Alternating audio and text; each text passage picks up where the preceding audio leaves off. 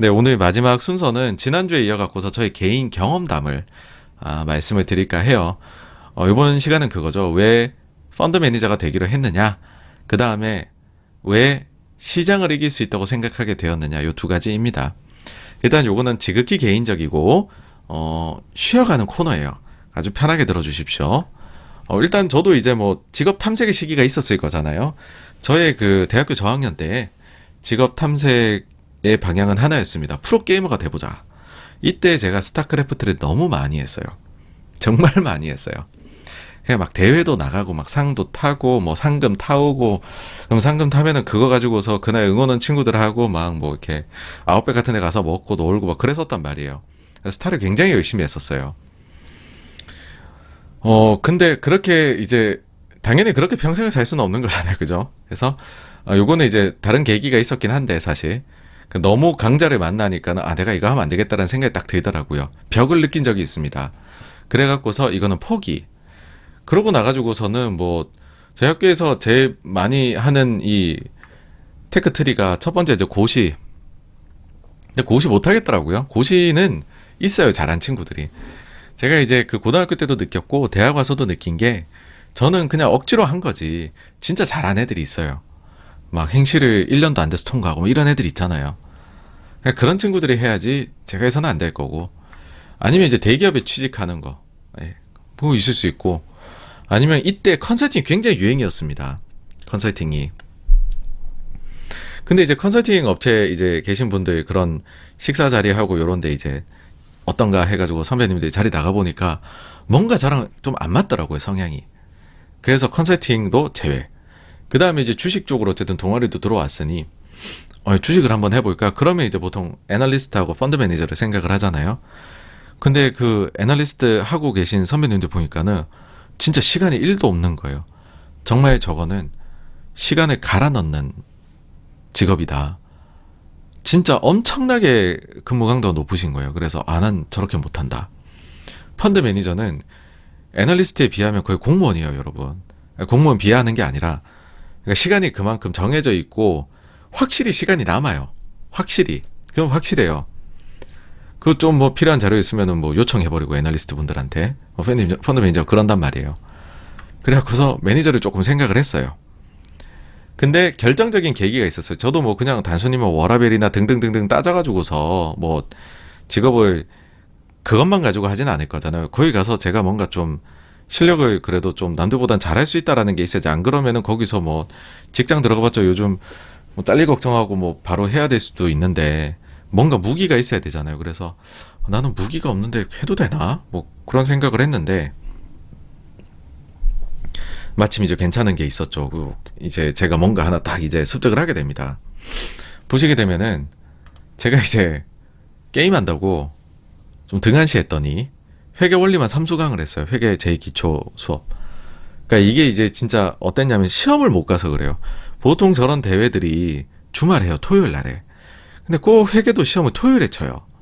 그래서 시험 또 막 1차 중간, 2차 중간, 그 다음에 기말 이렇게 3번 치잖아요. 꼭 그 중에 한 번은 빠지게 돼. 그래서 안 나오죠. 그러면은 당연히 시험 빼먹었는데 나올 수 있겠어요, 그죠? 그러던 찰나에 이제 3번째로 이제 수업을 들었는데, 그 수업에 저희 학교에 그 최모모 교수님께서 이제 강의를 이제 회계 강의를 하셨는데, 이때는 이제 게임을 이제 완전히 접었을 때입니다. 제가 게임은 접고 열심히 살아보자 해가지고서 수업을 듣는데 너무 좋은 거예요. 너무. 일단은 엄청 엄격하세요. 일단 그 나눠주신 책에 보면 No pain, no gain이에요. No pain, no gain. 그러면서 그 이제 제가 아직까지도 이 자료 다 가지고 있는데, 그래갖고 한 번씩 보거든요. 추억도 반추하고 그 다음에 공부도 하고 복습을 해야죠. 까먹으니까. 그 뭐라고 적혀 있냐면 이렇게 적혀 있습니다.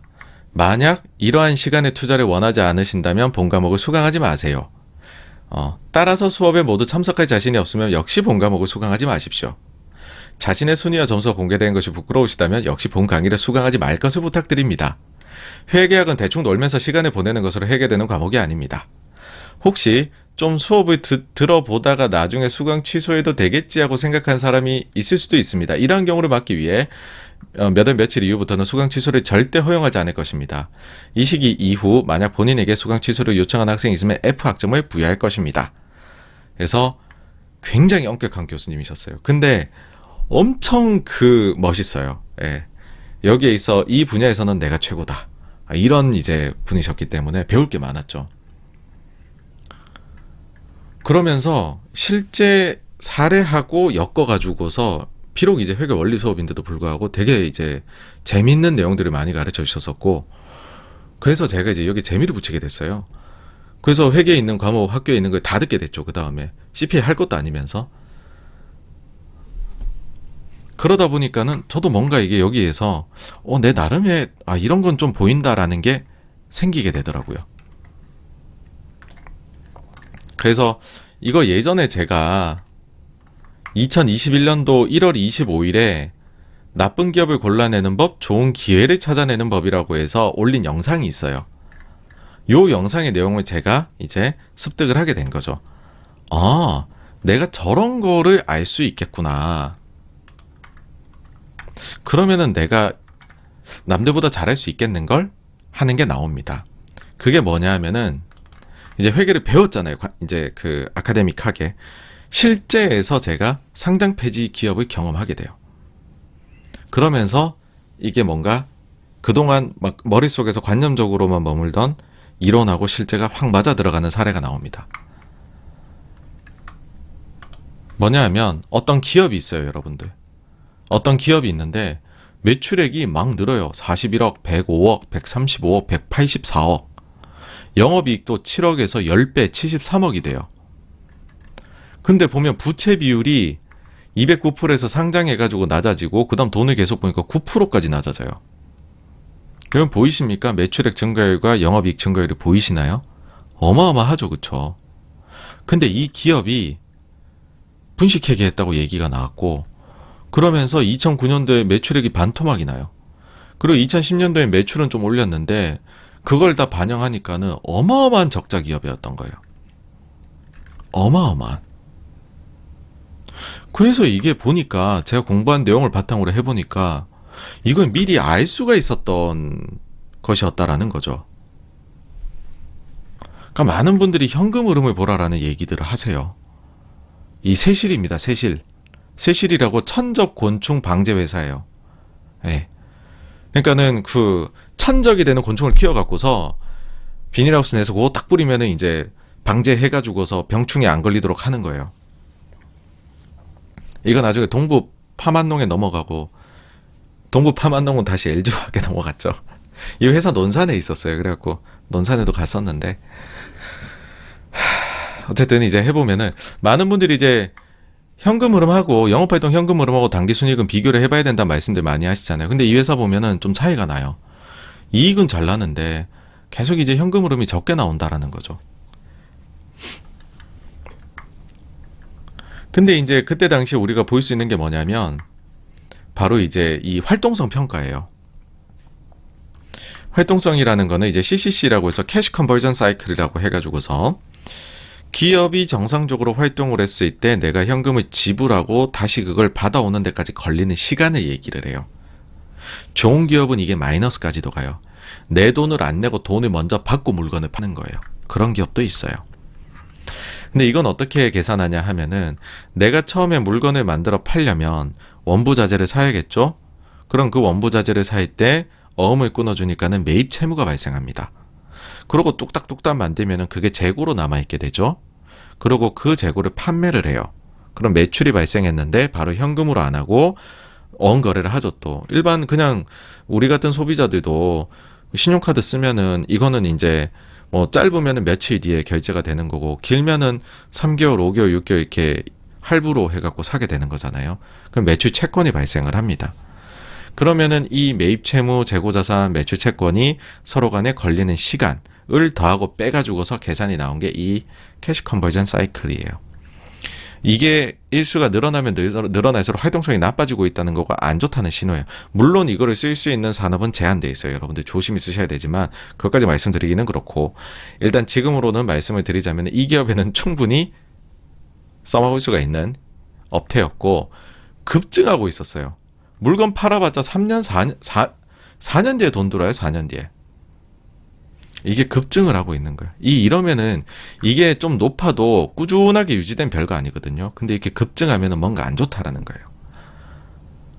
소위 말해서 가라 매출을 발생시켰거나 뭐 이런 문제, 아니면은 재고 자산을 계속 높게 유지를 하는 식으로 해버리면은 이익이 잘 나오게 만들 수 있거든요. 그런 행위들이 있었을 수 있다라는 게 이걸로 보였었다라는 거죠. 그래가지고서 이때 당시에 사실 이제 제가 알 수 있던 건데 놓친 거죠. 회계를 배웠다라고 생각을 했는데 이제 보니까는 제가 제대로 써먹지를 못하는, 일단은 봤었을 때는. 근데 이제 한번 이거를 확 당하고 나니까는 야, 이게 진짜 알겠다라는 생각이 들게 되는 거죠. 그러고 나니까는 무슨 생각으로 이제 여기에서 이어졌냐 하면, 야, 그러면은 큰 실수를 저지르는 거는 내가 피할 수 있겠구나. 그럼 반대로 생각해보면 앞으로 상황이 되게 나빠지, 잠재적으로, 혹은 잘못해서 상장 폐지가 되어버릴지도 모르는 위험이 있는 회사를 내가 회계 정보로 일부 알아낼 수 있겠구나. 그러면 그 회사들은 절대 투자하지 말아야지. 그러면 그 회사들이 제외하고 나머지 회사들의 비율대로 투자를 하면 그 회사들은 나중에 주식 가격이 폭락을 하게 될 테니까 그를 제외한 나머지 주식들로만 내가 포트를 구성하면 상대적으로 시장 수익률은 아웃퍼폼을 할 수 있게 되겠다라는 생각이 들게 돼버린 거예요. 그러니까 내가 그러면은 더 좋을 기업을 찾는 게 아니라 나빠질 기업을 피해가는 방법을 아는 것만으로도 시장에서 되게 대단한 매니저는 될 수 없지만 시장을 최소한 10bp, 20bp라도 아웃퍼폼 할 수 있는 매니저는 될 수 있겠구나라는 생각이 이때 든 거예요. 그래서 생각을 한 겁니다. 펀드 해도 되겠다, 내가. 매니저 돼도 되겠다. 나 시장 이길 수 있겠네. 그게 계기였어요. 해도 되겠다, 내가 이거는 직업으로. 심플하죠, 그쵸? 그랬었고, 그러면 이제 여러분들한테 또 하나 좀 추천을 드리고 싶은 게 있는 게, 이때 당시에 이제 그런 엄청나게 회계를 재밌게 또 심도 있게 잘 알려주신 교수님이 이제 서울대학교 최종학 교수님이라고, 근데 그분께서 회계 관련된 책을 그래서 많이 쓰셨어요. 좀 쉽게 읽을 수 있는 사례집 위주로 해가지고. 그게 최근에 나온 것까지 하면 5권까지 나와 있습니다. 관심이 있으시면 이 책들은 꼭 한번 보십시오. 정말 좋습니다. 네. 그러니까 회계에 대한 근데 지식이 너무 없으시면 사실은 보실 수는 없고요. 근데 조금 있으셔야 돼요.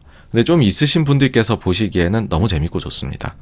네, 그래서 제가 사실은 이제 후배님들 이렇게 뭐 강의 가거나 이럴 때도 항상 이 책을 사가요, 몇 권을. 그래서 강의 중에 좋으니까 이제 퀴즈 이런 거 안 내면 좋단 말이에요.